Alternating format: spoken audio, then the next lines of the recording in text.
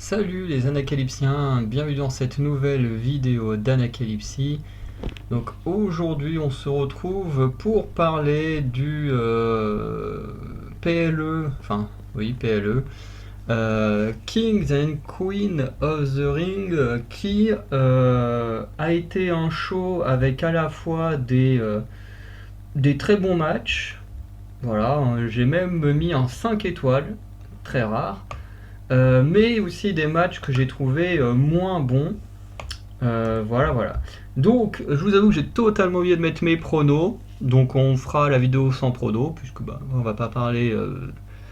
Je vous dirai l'idée que moi j'avais, mais il n'y a pas de preuve puisque je n'ai pas fait mes pronos. Euh, et, euh, et cette vidéo va sortir que le mardi dans la journée. Je sais pas trop si ça sortir, si j'aurai le temps de faire le montage le matin et tout avant de sortir, ou si je la sortirai du coup en fin de journée ou début de soirée. Dans tous les cas, en tout cas vous la voyez là aujourd'hui le mardi, mais voilà, ça sort tard. Parce que le week-end, c'était le week-end de mon anniversaire, donc j'avais pas le temps de regarder le show. Euh, et puis voilà. Euh, du coup, je l'ai regardé que le lundi dans la journée. Bref, tout ça pour expliquer un peu le retard de sa sortie. Donc, voilà, on va pouvoir débuter avec l'opener. Si, une dernière chose à dire qui là est très importante, c'est que je me suis fait spoiler tous les résultats. À chaque fois que je voulais aller sur Instagram ou sur Facebook, le premier post, et vraiment à chaque fois le premier post, ça concernait King and the Queen of the Ring. Alors pourtant, sur Facebook, je suis abonné à plein de pages ou plein de trucs. À chaque fois, paf, le truc de catch en premier. Instagram, pareil, je suis abonné à plus de 1000 artistes et d'amis et tout ça. Pareil, paf, les premiers trucs, c'est ceux de la WWE. Je me suis dit, putain, je suis dégoûté, hein. Faut que je le tienne jusqu'à lundi sans rien voir. Des fois, j'y arrive. Avec NXT, hein, j'arrive à ne pas voir les résultats avant le jeudi. Il faut que je tienne 2 jours quand même. Mais là, je sais pas pourquoi, paf, je voyais tous les résultats qui me tombaient dessus dès que j'ouvrais Facebook ou Insta, c'était chiant. Mais encore une fois, j'ai mis un 5 sur 5, donc c'est que être spoilé du résultat n'est pas non plus quelque chose qui empêche de passer du bon moment. On commence donc avec le match qui, je crois, est celui que j'ai le moins bien noté. C'est celui entre Becky Lynch et Liv Morgan, donc qui est l'opener, pour le titre World Heavyweight. Voilà. Match qui est plutôt sympa, mais je ne l'ai pas trouvé non plus incroyable. Comment dire? Du coup, le match, je trouve qu'il manque un truc. Je l'ai trouvé assez lent, assez ennuyeux. Pour Becky Lynch, qui est censée être une championne, et en plus, je veux dire, c'est pas non plus n'importe qui. Becky Lynch, c'est quand même l'une des plus grosses stars du monde du catch. Et t'avais pas l'impression qu'elle avait cette aura de. Je sais pas, c'est pas comme quand elle a été affrontée Bianca Belair et puis qu'elle lui a mis une raclée en 2 secondes. Où là tu sentais que vraiment, avec Becky, tu avais une aura, un truc qui faisait que voilà, c'était la superstar du catch. Là, face à Liv Morgan, j'ai absolument rien contre Liv Morgan, on va en revenir après. Mais Liv Morgan, c'est pas du tout la même aura. On est beaucoup à bien aimer ou pour certains à adorer Liv Morgan, mais il faut quand même reconnaître qu'elle n'a pas du tout une aura de championne. Elle a vraiment une aura de la mid-card, de. Comment on appelle ça déjà? Je sais pas pourquoi j'ai le mot opener en tête, mais j'en ai rien à voir. Un opener, c'est un début de show. Des. Merde, comment on les appelle ces gens-là? Putain, les gens que tu ne vois pas gagner, mais finalement c'est l'équivalent des outsiders, mais c'est pas le.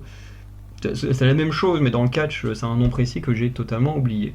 Mais bref, elle a plus ce rôle, cette apparence d'outsider que, que de vraiment gros championne crédible. Et d'ailleurs, on l'avait vu lors de son premier règne, ils ont eu beaucoup de mal à la crédibiliser. Et du coup, bah, ici, tu sens que pour essayer de crédibiliser Liv Morgan, on a beaucoup rabaissé la puissance, hein, comme dirait dans les jeux vidéo, on a nerf Becky Lynch, hein, parce qu'on a vu Becky Lynch beaucoup plus battante et puissante que ça. Mais voilà, le match en lui-même était quand même intéressant. On sent que les deux catcheuses se connaissent, que bah voilà, les deux vont se contrer. On va avoir un contre d'Oblivion, un contre du Disarmer. Enfin bref, on est quand même sur un match serré, même si en soi ça me dérange un peu que le match soit serré en fonction des deux catcheuses qu'on a. J'aurais préféré avoir une domination de Becky Lynch et qu'un truc fasse que Liv Morgan arrive à surpasser. C'est un peu un match à la David contre Goliath. Voilà, j'aurais préféré avoir un match construit comme ça plutôt que tel qu'il était actuellement. Euh, mais voilà.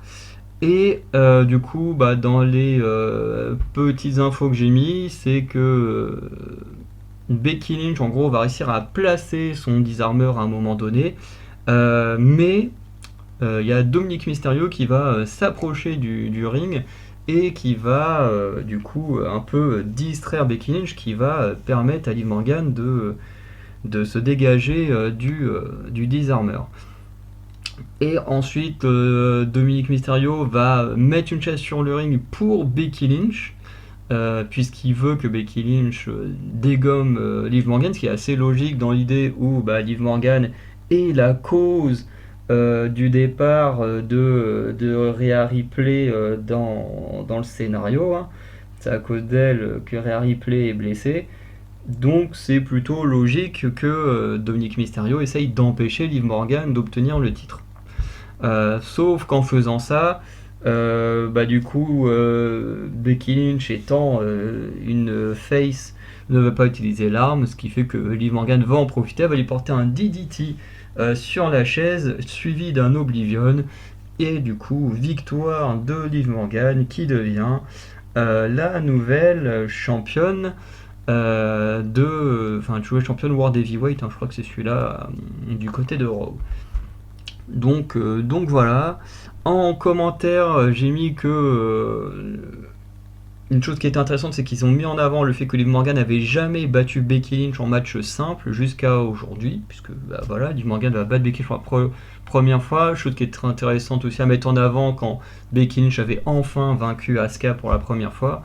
Ça c'était plutôt intéressant parce que tu dis Liv ne l'a jamais battu en 1 contre 1, du coup est-ce qu'elle va enfin réussir ou pas, nanana. C'est plutôt intéressant. Par contre, une chose qui moi m'a un peu fait mal, hein, c'est vraiment quand la WWE te fait un recap des meilleurs moments du match, hein, c'est vraiment, hein, c'est ce qu'ils disent. Moi j'ai regardé avec les commentateurs français ils te disent oui, on va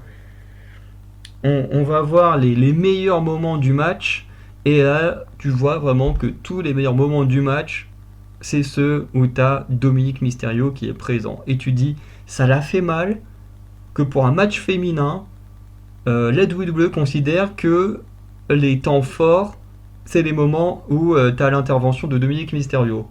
Franchement, je me suis dit, ça la fout mal qu'on nous sorte ça. Mais bon, bah, ils l'ont fait, hein, c'est comme ça. En note, j'ai noté ça 3 sur 5.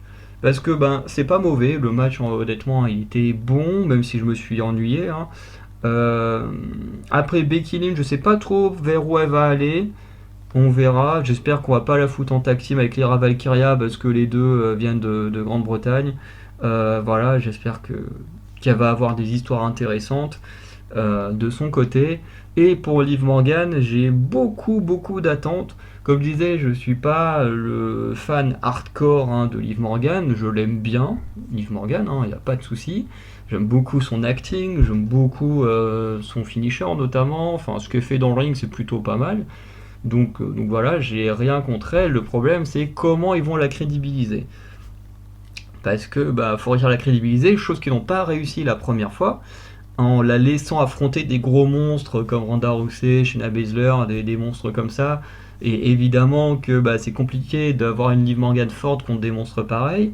Bon, là on sait que Becky Lynch va demander sa clause de match retour, donc on verra comment Liv Morgan va s'en sortir, et surtout bah, qui elle va affronter après. Et la grande question que je me pose, c'est est-ce que Liv Morgan est un réel projet ou est-ce qu'on lui donne le titre pour la remercier de son travail en attendant le retour de Rhea Ripley? Parce que ça, c'est une option possible. C'est qu'elle soit juste une championne d'attente en attendant le retour de Rhea Ripley. Parce que pour moi, je le dis tout de suite, pour moi, Liv Morgan ne peut pas perdre le titre tant que Rhea Ripley n'est pas revenue. Pourquoi? Bah, elle a blessé Rhea Ripley, elle lui a volé son titre. Enfin, elle a volé son titre en battant Becky Lynch, mais dans l'histoire, Liv Morgan vend le truc comme si c'était toujours le titre de Rhea Ripley.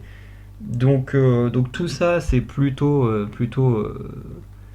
intéressant, et donc ça laisse totalement une histoire logique euh, pour le retour de Rhea Ripley. Alors qu'il y a la ceinture ou pas, de toute façon, c'est sûr que les deux vont se fighter au retour de Rhea Ripley, mais si elle a la ceinture, ça donnera plus de prestige à l'affrontement. Le truc, c'est que, que ce soit en termes de personnages badass, en termes de puissance, en termes de in-ring, Rhea Ripley, elle surclasse totalement Liv Morgan.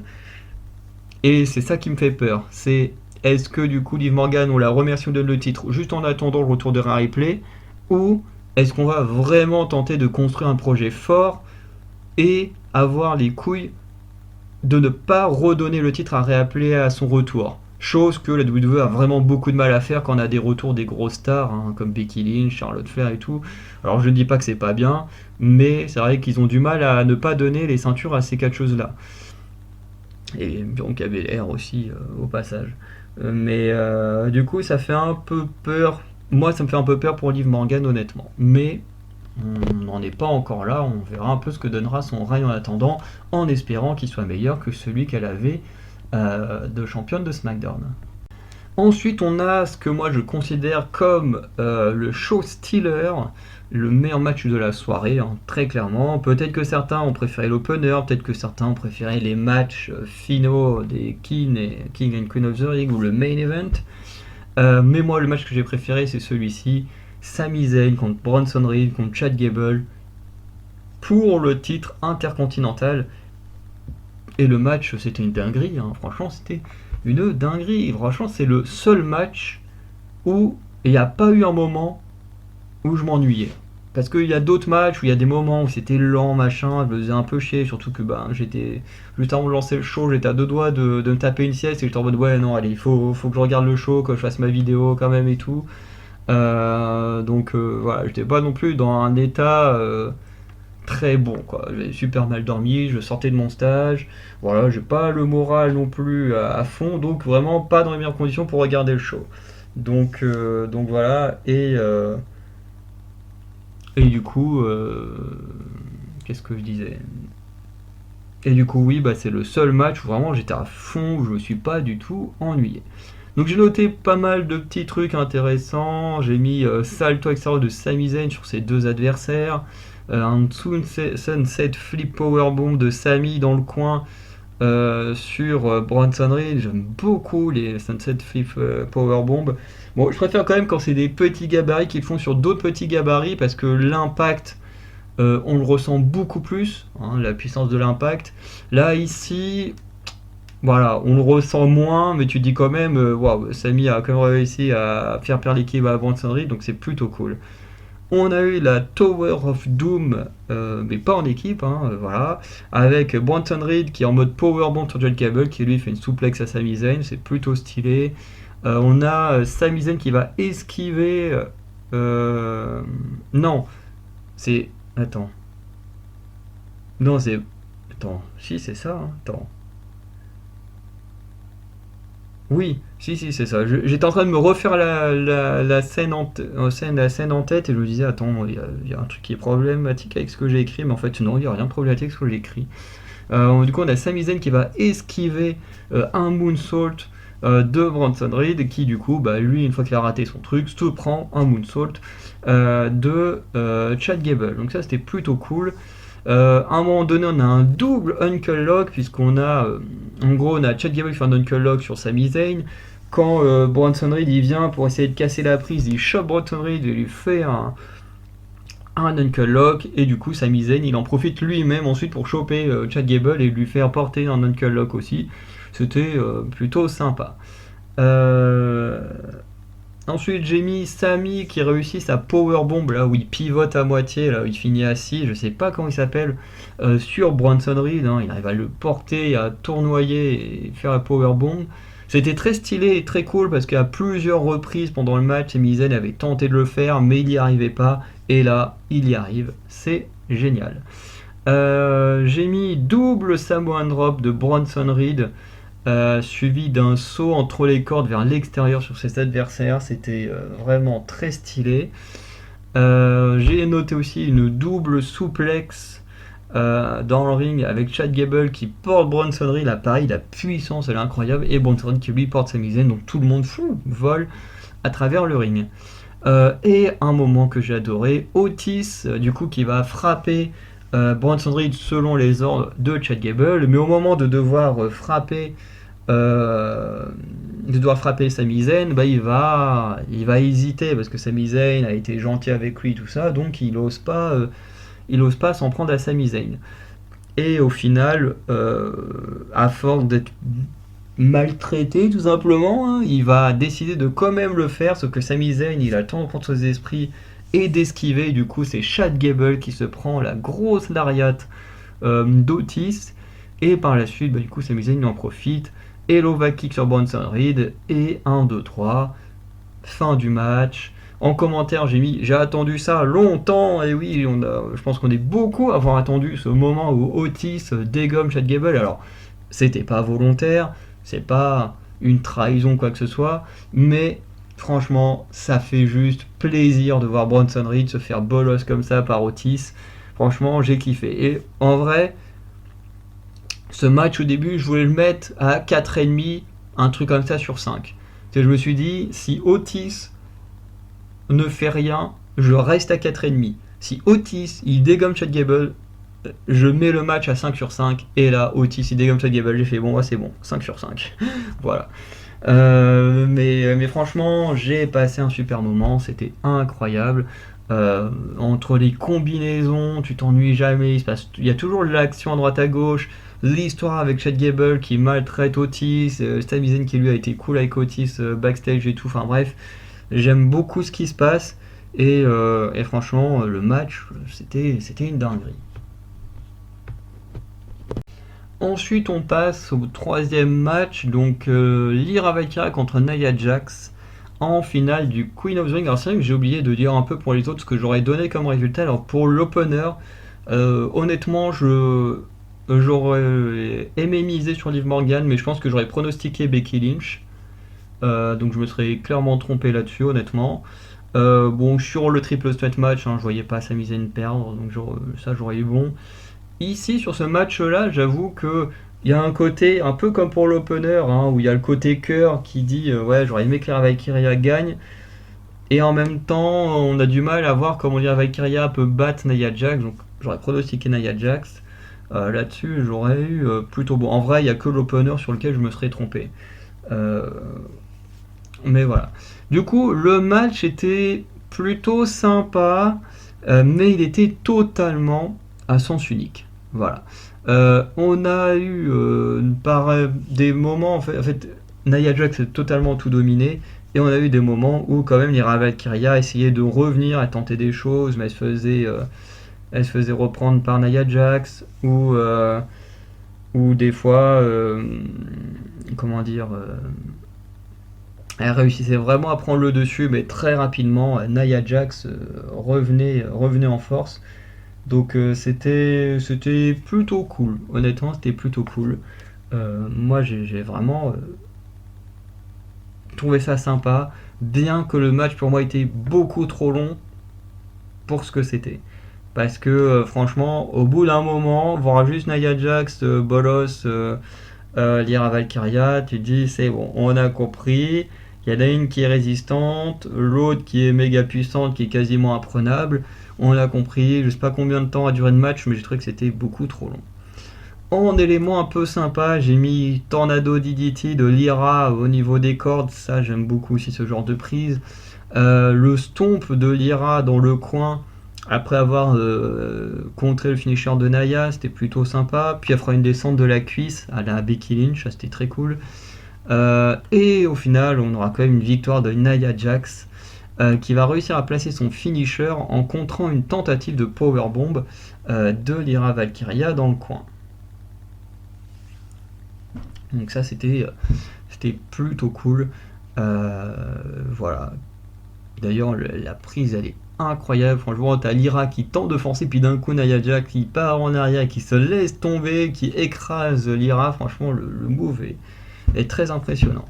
En commentaire, j'ai mis du coup que la Queen Nia Jax ira affronter Bayley, si Bayley est toujours championne, à SummerSlam, donc cet été. En note, j'ai mis 3,25 sur 5, parce que d'un côté, quand tu passes après un super match comme celui de Sami Zayn, c'est assez compliqué de passer après. Il y a aussi le fait que le match était long, très très long.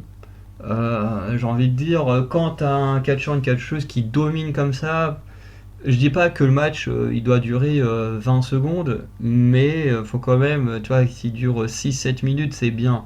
Là, j'ai trouvé que c'était beaucoup trop long et il y a des moments où je m'ennuyais à juste regarder Lyra Valkyria se faire casser la gueule, quoi. Voilà. Et voilà, j'ai pas grand chose de plus à dire, hein. C'était sympa, mais sans plus non plus, quoi. Ensuite, on a le King of the Ring, la finale du coup entre Randy Orton et Gunther. J'avoue que là, j'aurais clairement voté Gunther, même si pareil, le choix du cœur aurait plus été vers Randy Orton. Mais vu les conditions physiques des deux, bon c'est plus facile de miser sur Gunther. Du coup, en résumé, putain, c'est vrai que j'ai mis tout mon résumé dans les commentaires. Yep là. Alors, j'ai mis que en début première partie du match, Gunther va beaucoup travailler le dos de Randy Orton, ce qui est vraiment très malin, puisque Randy Orton, on le sait, il a été absent pendant 1 an et demi à cause de sa blessure au dos et tout ça. Donc c'est très malin que Gunther s'attaque au dos de Randy Orton. On va avoir un contre du RKO pour placer le splash de Gunther. On a Randy Orton qui va réussir son RKO, mais Gunther, assez malin, il va rouler à l'extérieur pour éviter le tomber. J'ai noté aussi Gunther qui va travailler le genou d'Orton, puisqu'Orton il a une sorte de bandage au genou, je sais pas trop ce qu'il a. Mais voilà, donc ça fait une autre blessure, paf, Gunther il y va, il s'en prend à la blessure. On a également Randy Orton qui va placer un autre RKO un peu de nulle part, mais Gunther va se relever en plaçant une sorte de petit paquet, sauf qu'Orton n'avait pas les épaules qui touchaient le sol. Mais du coup, ce sera quand même compté comme une victoire, et voilà. J'ai mis du coup King Gunther en commentaire, ira affronter Damien Priest à SummerSlam. Et en note, j'ai mis 3,5 sur 5. Un peu dans le même délire que le match précédent, c'est que le match était sympa, mais déjà c'était long. Long pour voir quasiment une domination de Gunther, parce que le match a été dominé à plus des 3 quarts par Gunther. Randy Orton a fait quelques comebacks, mais c'est comme Gunther qui a totalement dominé le combat.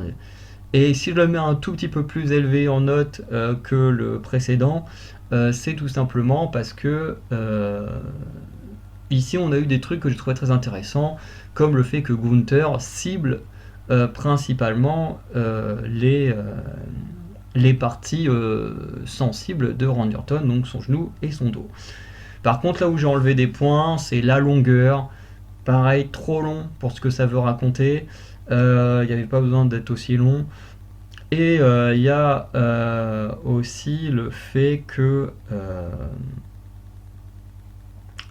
le final est vraiment pas top.